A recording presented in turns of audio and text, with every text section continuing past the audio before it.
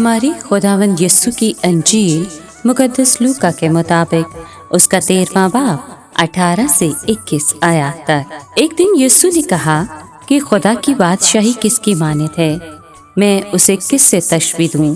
وہ رائی کے دانے کی مانند ہے جس کو ایک آدمی نے لے کر اپنے باغ میں بویا۔ وہ اگا اور بڑا پودا ہو گیا اور آسمان کے پرندوں نے اس کی ڈالیوں پر بسیرا کیا۔ یسوع نے پھر ایک اور بات کہی، میں خدا کی بادشاہی کو کس سے تشبیہ دوں؟ وہ خمیر کی مانند ہے جسے ایک عورت نے 3 پیمانے آٹے میں ملایا حتیٰ کہ سب خمیر ہو گیا۔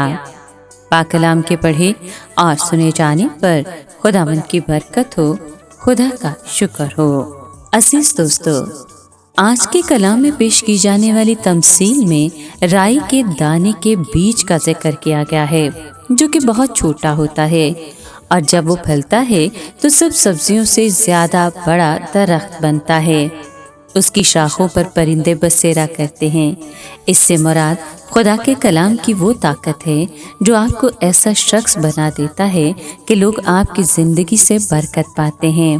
مسیح کی سچی محبت آپ کی زندگی کو ایسا منور کرتی ہے کہ دوسروں کی تاریک زندگی میں آپ کی وجہ سے روشنی آتی ہے۔ پرندوں کی یہ مثال ہمیں الہی پروردگاری پر بھروسہ کرنا سکھاتی ہے کہ جیسے خدا ہوا کے پرندوں کو اپنے الہی خزانوں سے مہیا کرتا ہے، ویسے ہی ہم انسانوں کو اپنے آسمانی خزانے سے مہیا کرتا ہے۔ اس لیے انسانوں کو ہر قسم کے حالات میں خدا پر توکل کرنا چاہیے اور اس کی الہی پروردگاری پر مکمل بھروسہ رکھنا چاہیے۔